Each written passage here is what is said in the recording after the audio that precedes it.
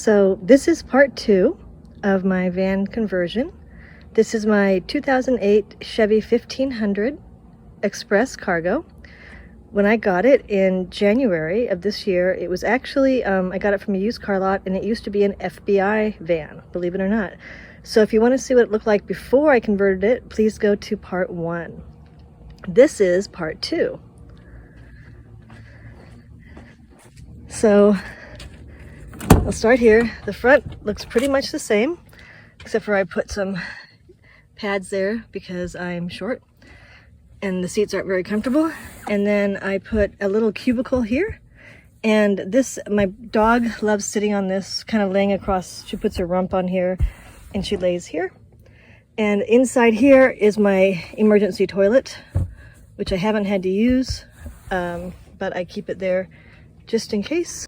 These, I have 2 of these. This is my Patriot power supply, and this is what pretty much powers all my few little electrical gadgets that I have. I don't have very many of them. This is the rest of my van. I put these ropes up because it makes it a lot easier to get in. This is my cooler. This is my homemade air conditioner. And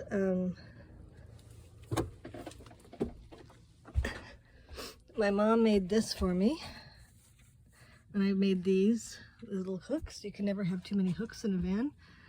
This is the old periscope. If you open it up, it used to be a periscope underneath here, but I have no idea how to hide it. It doesn't work. I wish it did, but they cut the cord. The FBI cut the cord. This is what I keep all my stuff in. Kitchen stuff, cooking stuff. I keep my clothes in here. I made these little things out of beadboard, more hooks.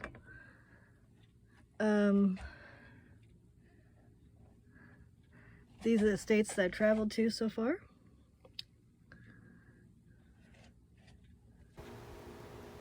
So first, this is the platform bed I built.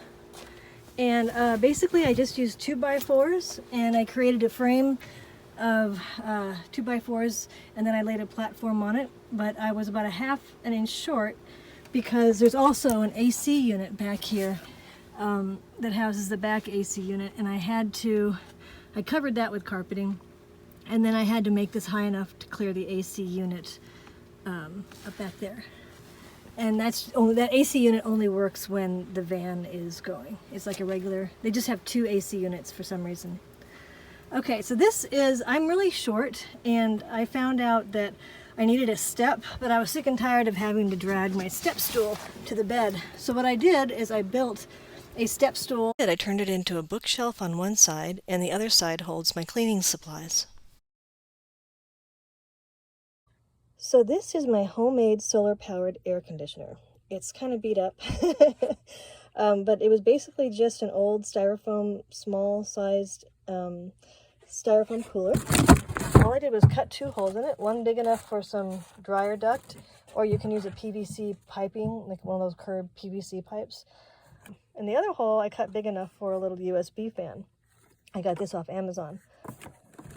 So what you do is you open up the top of the lid, you put ice in the bottom, just put ice in there, then you close it, you close the lid, you put the fan in one hole, you put this thing in the other. You don't have to, I guess.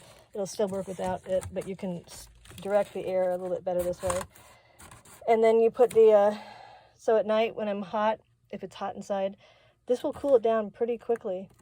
And also, now some people will just stick the one end of the USB port into one of their giant batteries they carry in their van, like a solar-powered, generator.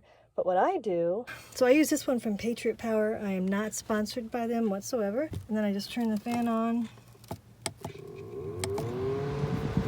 and you can feel, if I have ice in here, it comes out cold almost instantly, like about 5 seconds. I don't have any ice in there, so obviously. Okay, there you go.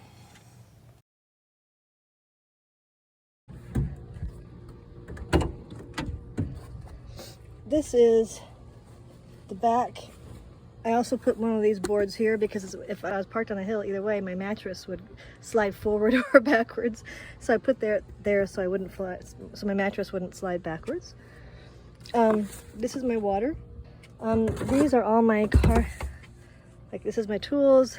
That's my emergency stuff. Like jumper cables. This is my solar shower.